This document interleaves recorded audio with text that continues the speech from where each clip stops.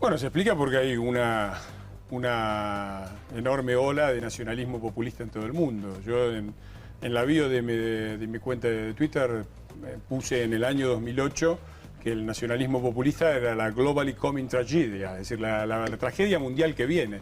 Y me parece que Trump es una de estas amenazas, como lo es Marine Le Pen, ha sido una de las primeras en felicitarlo, y como tantas otras expresiones. El Brexit es el otro gran suceso de este año en este sentido. Y esto se produce porque la globalización crea toda una serie de problemas, entre ellos la desigualdad dentro de los países avanzados, porque es cierto que se han perdido muchos puestos de trabajo en Estados Unidos, como es cierto que por cada puesto de trabajo perdido en el primer mundo se han creado 3 o 4 en China, en Brasil, en Argentina. Quizás no porque hemos desaprovechado la oportunidad, pero ese es otro tema.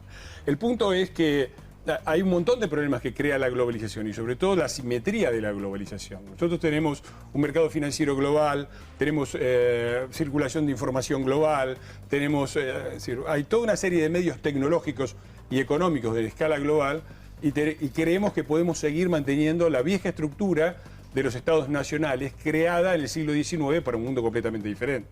Yo creo lo contrario, yo creo que hay que complementar en el futuro con instituciones regionales y globales, federales, democráticas, para poder tener un control. En el medio de todo esto aparece gente como eso. Me parece que lo central de Trump es el nacionalismo y lo estamos viendo en todos lados. Lo hemos visto en nuestro país, lo hemos visto en Venezuela, pero se ve en todo el mundo. Lo vemos en Marine Le Pen, lo vemos en Podemos, lo vemos en muchísimos lugares donde la propuesta es de reacción zombie y negativa a la globalización. Cerremos las fronteras, que no entren los emigrantes, que no se vayan los trabajos. Mi pronóstico es que si Trump lleva adelante su programa, va a ser una gran tragedia para los Estados Unidos y no solamente para los Estados Unidos. Basta recordar a Bush. Bush, cuando empezó su gobierno, era una administración a la deriva, y una gran crisis, la del 11 de septiembre, lo transformó en un gran generador de desastres. Me parece que corremos ese riesgo aumentado en el caso de Donald Trump. Joe, decías al principio esto del 1% más rico de la población. Obviamente ese 1% igual no define una elección, ¿no? Digamos, ¿qué fue lo que pasó? ¿Quién votó a Donald Trump? Bueno, siempre tiene eso en las elecciones, que la gente vota a alguien que puede ser su verdugo, no sé, que alguien que no es pensado para ayudar a ellos. Ahora, yo creo que si Trump hace algunas de las políticas económicas que él propone, va a tener un backlash, la gente que votó a él va a sentir otra vez afuera. Entonces puede ser muy peligroso la reacción. Ahora, ¿ves igual que Fernando parecido el nacionalismo de Trump a otros nacionalismos? Parece que Cecilia no. No. Trump es muy especial. Marine Le Pen no hizo reality TV. No sé, es muy especial y muy norteamericano yo creo que es muy especial. Yo no entiendo. Yo estoy hablando con familia, con amigos. No entiendo lo que está pasando.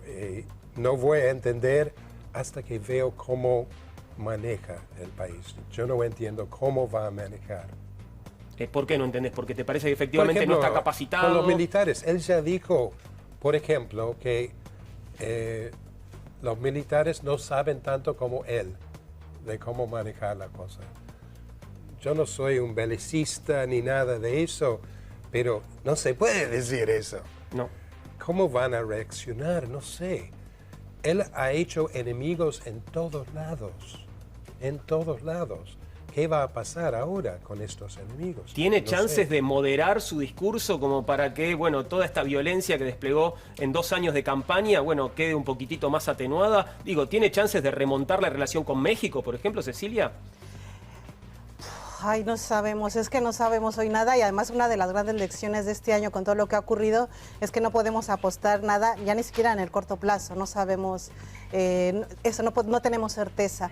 Por eso insisto que en la palabra es incertidumbre, porque Claro, además... se habla de un hombre imprevisible, ¿no? Imprevisible, pero además hay 2 opciones, por ejemplo, con México. Si cumple las políticas que amenazó durante su campaña en contra de México, eso ya le afecta directamente a Estados Unidos, porque México es su socio comercial más importante después de Canadá. México le compra en miles de millones de dólares, mucho más que todo el BRIC junto. O sea, no es poca cosa. Y los mexicanos representan el 8% del PIB de Estados Unidos.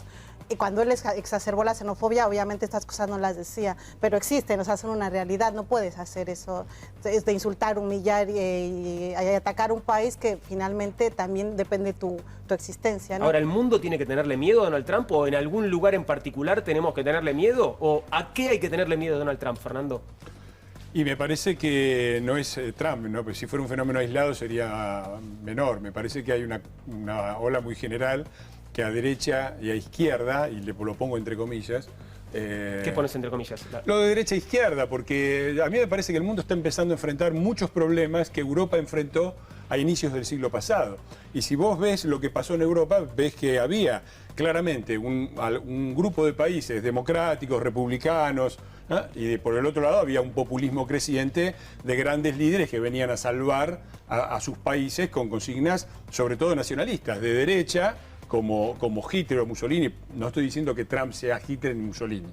Digo que el fenómeno del nacionalismo como reacción errada y zombie ante la globalización ya lo hemos visto. Pero por izquierda también estaba Stalin. Recordemos que cuando empieza la Segunda Guerra Mundial, Stalin estaba aliado a Hitler y a Mussolini y que solamente se pelearon cuando Hitler invadió Rusia. Lo que quiero decir es que a mí no me parece que la alternativa que leer las elecciones americanas en el eje derecha-izquierda es muy difícil, porque por ejemplo, tomemos el caso del 1%. Por un lado, Trump claramente le habló a la mayoría blanca americana que tenía problemas con esas desigualdades. Pero al mismo tiempo le prometió a la élite disminución de los impuestos para el 1% más rico. Así que, ¿cómo se lee eso en el eje derecha-izquierda? Es imposible de leer. Lo que es claro es el mensaje. Cerremos nuestro país, América, la consigna, hagamos de nuevo a América grande. Es una clara consigna nacionalista, ¿no? Enseguida paso al link, enseguida estoy con ustedes. Cambiando, y repito, creo que el nivel de gravedad es muy diferente, pero era el viejo Deutschland, Deutschland über alles, ¿no? Alemania, Alemania por encima de todo, ¿no?